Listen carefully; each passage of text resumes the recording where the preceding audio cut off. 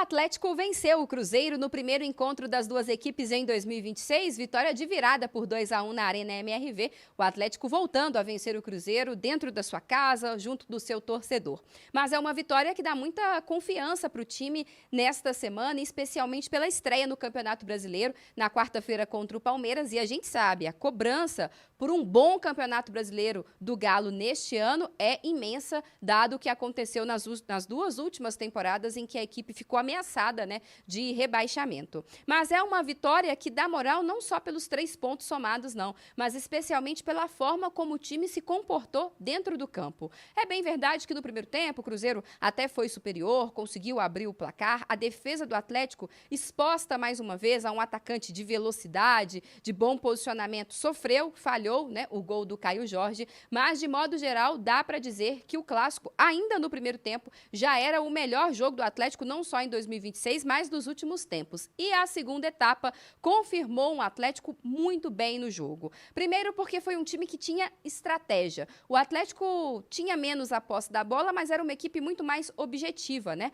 Quando recuperava a posse, já partia em velocidade, principalmente com o Dudu pelo lado esquerdo, também com o Bernard. Era um Atlético que dava a bola ao Cruzeiro e tentava já roubar essa bola mais lá na frente. Um Atlético com muita intensidade, com muita pegada na marcação, subindo as suas linhas de marcação, tirando o conforto do Cruzeiro na saída de bola. Até o Hulk, né, muito participativo nesse sentido, brigando, duelando, ganhando posse de bola. A gente viu também um Atlético com uma formação que, pelo menos, eu considero a mais próxima do ideal, né? Se não em peças, mas pelo menos em esquema tático, que são os 2 zagueiros e não 3 zagueiros, né? O Atlético sofre com a sua linha de zaga e eu acho que um jogo mais simplificado com 2 zagueiros é a melhor opção, até porque sem ter esse terceiro zagueiro, o Sampaoli abdicou um pouco da ideia de ter que sair jogando o tempo todo, e aí foi um Atlético que apostava mais na bola longa, já buscando o Bernard pela direita e o Dudu na esquerda, e a gente sabe, né, que o Everson é um cara que tem muita qualidade nessa bola mais longa. Não significa que essa tenha que ser a única alternativa do Atlético, muito pelo contrário, precisa ser também uma equipe que sabe construir, que tem bons nomes ali na transição ofensiva no meio-campo, mas contra um adversário que, configurado como o Cruzeiro, foi a melhor estratégia, porque o Atlético se expôs menos, né? O Cruzeiro não conseguia roubar a bola nos pés dos zagueiros do Atlético, porque a bola passava muito pouco por eles, a bola já ia direto para quem estava lá na frente, conseguindo dar conta de duelar, de pegar essa bola e de partir em direção ao ataque, né? Do outro lado, um Cruzeiro meio sem estratégia, principalmente no segundo tempo. Tinha mais a posse da bola, mas foi uma posse improdutiva. Não conseguiu ser aquele Cruzeiro vertical, né? Que já pega essa bola e já parte em velocidade, como era o do Leonardo Jardim e como foi a estratégia utilizada pelo próprio Atlético. Então, acho que esse desempenho, essa formação com 2 zagueiros, 2 laterais, mais gente no meio-campo, o Vitor Hugo sendo uma grata surpresa, tendo ali sequência, é um caminho mais próximo do ideal para o Atlético ter consistência, ir ganhando consistência, ir ganhando forma. Não significa que está tudo 100% perfeito, a zaga ainda sofre, é um Atlético que precisa ser ainda mais criativo, principalmente quando encontrar equipes que estejam mais fechadas, mas ontem foi um Sampaoli que escalou bem, um Atlético que se comportou bem e que guerreou, que teve intensidade o tempo todo, algo que um jogo desse tamanho pede e algo que os próximos jogos de Brasileirão, principalmente, também vão pedir. O Atlético tem que competir mais, algo que faltou por vezes em 2025, mas que a gente conseguiu ver nesse jogo agora, nesse clássico em 2026. Então, acho que esse desempenho, a forma como a equipe atuou, o segundo tempo, a escalação, peças, né, individualmente aparecendo, sendo decisivas, o Hulk mais uma vez, o Dudu também fez um grande jogo, o Renan Lodge ali na lateral, já crescendo de desempenho, né, já encontrando ali boas conexões com o Dudu por esse lado esquerdo. Todos esses indícios dão ao torcedor um pouco mais de confiança para o que está por vir aí a partir de quarta-feira no Brasileirão. O Rezende está na área para trazer detalhes do lado atleticano, lado vencedor do clássico, mas com notícias também fora de campo. Boa noite, Cláudio. Um abraço, Cirilo, boa noite a você, ao Edu Panzi, a todos aqui da turma do Bate-Bola. Do lado vencedor, o clássico, o Atlético, que até aqui não perdeu no ano. É bom destacarmos, né, que vinha de 4 empates, agora tem a vitória. no clássico e pode ser uma virada de chave, é o que o torcedor do Galo espera, e quando tem uma vitória no clássico muda o astral, né, do torcedor, já começa a semana mais tranquilo, mais confiante para esse início do Campeonato Brasileiro, porque o Sampaoli destacou ontem que agora acabou o planejamento de pré-temporada, aquela planificação que ele disse de pré-temporada. Com o início do Campeonato Brasileiro, ele vai avaliar os atletas jogo a jogo.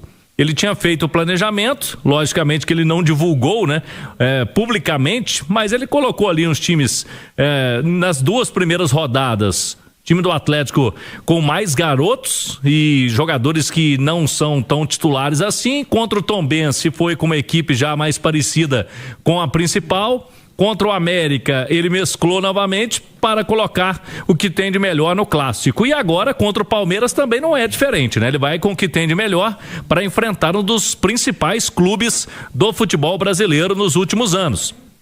Palmeiras que, inclusive, vou até lembrar do nosso Roberto Abras, o Galo não regula com o Palmeiras, né?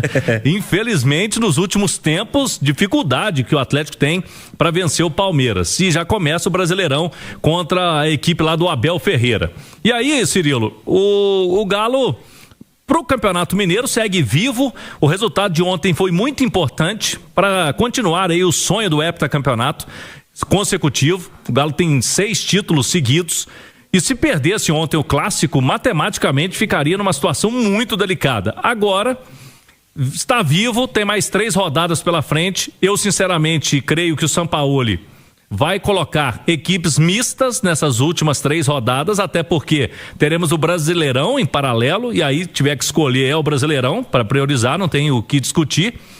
E aí tem Pouso Alegre, já no fim de semana, depois do Palmeiras. Tem ainda o Atlético em casa e fecha contra o Itabirito, que está jogando em Nova Lima, no Castor Cifuentes. São os 3 jogos do Galo para o final aí dessa fase classificatória do Campeonato Mineiro. Vamos falar de jogadores então. O Preciado passou por exame de imagem agora à tarde, ele sofreu uma entorse no tornozelo, então vamos ter que aguardar aí resultado de exame para ver se o Preciado vai ter problema ou não, se ele teve lesão mesmo ou se foi só uma entorse. O Vitor Hugo, né, que foi dúvida para o clássico, ficou no banco ontem, não entrou, mas hoje treinou normalmente, então o Vitor Hugo está disponível também aí para o Sampaoli. Agora, você destacou em manchete que pode ser uma semana de saídas, né? Despedidas no Galo. Uma despedida já praticamente aconteceu, né? Porque o Biel viajou. O atacante Biel pegou avião hoje, indo para a Arábia. Ele tem negociação encaminhada. Um time da Arábia Saudita vai jogar lá no Oriente Médio. O jogador será emprestado pelo Sporting. O que acontece? Ele é um jogador que estava emprestado ao Galo até o meio desse ano, mas com essa possibilidade, o Sporting repassaria o empréstimo desse jogador, o Sporting de Portugal, para o clube árabe. Viajou hoje para definir os últimos detalhes, então o Biel deverá mesmo nem voltar ao Atlético, já está liberado. Rony e Júnior Santos, vamos lá, Júnior Santos, o Bahia tem interesse, Cirilo, para empréstimo. E aí pro Júnior Santos seria uma situação interessante, né? O Bahia é uma equipe de Série A, tá estruturada, Grupo City, e o Bahia estaria disposto aí a pagar ou totalidade ou quase totalidade, seria ali 80% do salário do jogador, tá em negociação com o Atlético aí para a liberação do Júnior Santos por empréstimo. E o Rony, a gente falou do Corinthians no sábado, né, o Cirilo, mas o Corinthians, a questão financeira pega no Corinthians. O Corinthians está negociando agora, está trazendo para o seu time o Alisson do São Paulo. E o Corinthians... E tá meio parada também essa negociação. Exatamente. Né? Pelo que eu fiquei sabendo, o Corinthians está tentando um empréstimo aí para conseguir pagar essa situação do Alisson. Empréstimo para pagar o empréstimo do Alisson. E aí pagar 25 milhões pelo Rony é uma situação complicada, pelo que eu pude apurar lá com os colegas que acompanham o Corinthians. Agora, o Santos não desistiu do jogador. Ontem o Ademir Quintino, né, que é o nosso colega jornalista lá de Santos, trouxe que o Santos não tinha desistido, e agora há pouco o Globoesporte.com traz que o Alexandre Matos, que já foi do Galo, já foi do Cruzeiro, do América, é diretor do Santos, teria viajado para Belém do Pará para conversar com o pai do Rony para essa negociação. Então o Santos, essa semana, vai com tudo para levar o Rony. No caso do Rony, eu já venho batendo na tecla, o Galo quer venda em definitivo. Então são 3 atacantes aí que podem sair, quem sabe até essa semana. Biel, já adiantado, Júnior Santos e Rony. Ô Edu, o que a gente vai falar independe de resultado, até porque a gente já estava falando disso anteriormente. Mas é uma janela de reconstrução do Atlético que traz notícias positivas de chegadas e saídas, né? As contratações do Atlético, há pouco a gente conversava no Goleada quantas mudanças que fez o Sampaoli e quantas opções que ele teve no banco para fazê-las, né? O material de trabalho que ele teve para mexer no jogo de ontem. Se olhar por banco e ter uma condição de colocar um Alexander, um Scarpa, um Renier, um Coelho, caras que no fim da última temporada, não o Renier porque acabou não explodindo ainda, mas esse ano começou bem, mas caras que na última temporada eram vistos como titulares e com todo mundo à disposição, caras absolutamente titulares, em especial o Scarpa e o Alexander também, que é um cara de muita qualidade, que o Atlético fez um grande investimento. Mas se olhar para o banco e ter uma condição de mexer num jogo com esses caras, com esse nível de jogador, mostra que o nível das chegadas foi bom. E em meio a isso, o Cláudio está falando de saídas de Rony, Júnior Santos, Biel. São saídas importantes também. Então, tanto para a chegada quanto para saídas, sejamos justos. É uma ótima janela do Atlético, um ótimo trabalho de quem está à frente disso, da diretoria de futebol. A gente sempre fala do diretor, do Paulo Brax, mas também de todos que estão por trás do departamento de futebol nesse sentido. Você concorda comigo que ontem no Clássico foi a melhor atuação do Atlético aí nos últimos 15 jogos? Absolutamente. Para ficar em 15, talvez tenha sido a melhor em mais jogos. Sim. Mas dos últimos 15. E quais desses 3 que você citou entraram em campo ontem? Você fala o quê? Júnior Santos, Rony, Biel. Não, nada. Nenhum. Biel e Júnior Santos nem relacionados, o Rony foi pro banco, mas acabou não sendo opção. E olha que chama atenção, porque quando ele não começa, geralmente ele termina os jogos. Sim. E num jogo desse tamanho ontem, o Rony não foi utilizado. Então, sendo muito sincero, eu já falei isso aqui algumas vezes, não custa repetir. Eu acho o Rony um cara que pode ser importante para elenco, mas em termos de custo-benefício, não vale a pena. E ele não tem mais ambiente no Atlético. Não tem ambiente com arquibancada. Ontem, quando a locutora do estádio estava falando a escalação e os suplentes do Atlético, no nome dele ele foi vaiado. Nem tá ali, enfim, já não tem muito mais ambiente. Então, além das boas chegadas que o Atlético tem feito, a janela do Atlético é muito boa. O Atlético tem feito contratações com qualidade e de atletas que vivem bons momentos na carreira, diferente do ano passado. Jogadores, alguns deles com a idade que se encaixa dentro do discurso do clube, dentro do planejamento e de algumas entrevistas que o Sampaoli vem dando desde o ano passado, de carências desse elenco. Ainda falta zagueiro, falta primeiro volante, que eu acredito que chegarão. Mas dos contratados até aqui, há uma evolução. O Atlético conseguiu elevar o nível do seu elenco e do seu time. Porque ontem, o time, os 11 iniciais, tinham 4 reforços. E a gente pode imaginar mais reforços entre titulares do Atlético ao longo da temporada. Apesar de que com o Sampaoli não dá para falar muito em titular. Mas enfim, mais reforços vai ter sempre uns 5 ou 6 que vão jogar mais, mas a tendência é que rode mais. Exatamente, mais vezes. Então o trabalho do departamento de futebol do Atlético até aqui é muito bom, sim, com investimento, diferente de outras temporadas também. O Atlético está investindo bastante. Ano passado investiu, mas ano passado ficou provado que investiu mal.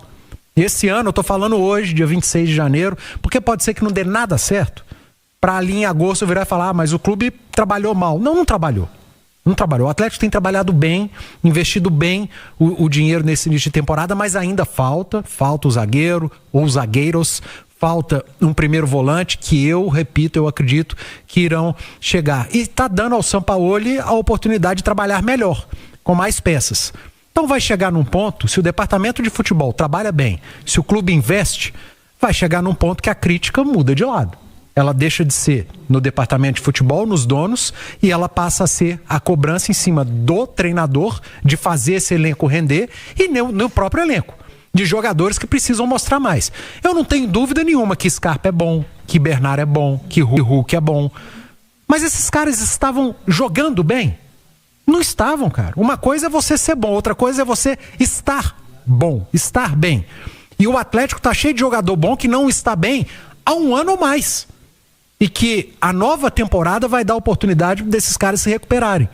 e com um elenco mais equilibrado e mais qualificado, oportunidade ao próprio Sampaoli, que não fez um bom trabalho nessa volta ao Atlético de setembro para cá, de fazer um trabalho melhor. Então é um conjunto de ações, desde a diretoria, passando pela comissão técnica, chegando aos atletas, que fazem com que um clube e um time tenha sucesso numa temporada. E o Atlético tem trabalhado bem no extracampo para reforçar esse elenco e como eu disse agora há pouco, não é a vitória no Clássico que vai garantir que tá tudo certo, tá tudo bem, é mil maravilhas, o Atlético vai ser candidato a título. Não tem nada disso. E vale pro outro lado também, pro lado derrotado. Exato. Né? Mas traz uma... Você concorda comigo que traz uma tranquilidade? Absolutamente. Você ganhou um clássico e dá uma amenizada, né? Baixa a poeira, né? Dá uma amenizada, traz uma tranquilidade do treinador trabalhar. E ontem ele trabalhou muito bem. São Paulo ontem, desde a escalação inicial às alterações, ele trabalhou muito bem. A leitura dele durante o jogo, quando entra o Gerson, de um Cruzeiro que ficaria mais com a bola, ele dá a resposta, ele coloca dois jogadores com a capacidade de ficar mais com a bola, Alexander e Scarpa, e ao invés de marcar o Cruzeiro com linha muito baixa, ele busca ter a posse de bola, tirar do Cruzeiro aquele abafa e marcar o Cruzeiro mais em cima, mais próximo do gol do Cássio. Isso deu certo, tanto que a única chance do Cruzeiro no segundo tempo, clara, foi com a Arroio, não teve outra, tirando a abafa, cruzamento, todos eles espanados pela defesa, e a maioria das oportunidades na segunda etapa, elas saíram dos pés do Atlético. O Atlético teve as grandes chances e acabou transformando o Cássio no melhor em campo. Então o trabalho nesse início da direção é bom e dá a oportunidade de Sampaoli e elenco trabalharem melhor. E eu acho que a partir de agora a cobrança precisa aumentar, porque como o próprio Sampaoli falou na coletiva, acabou a pré-temporada. Acabou o período de testes, acabou o período de treinos. A partir de agora o Atlético precisa entregar desempenho e resultado, e que a cobrança a partir de agora seja no Sampaoli, mas principalmente nos jogadores. Tem muito jogador bom, ninguém nega isso, mas tem muito jogador bom que precisa jogar bem e que há muito tempo não vinha jogando.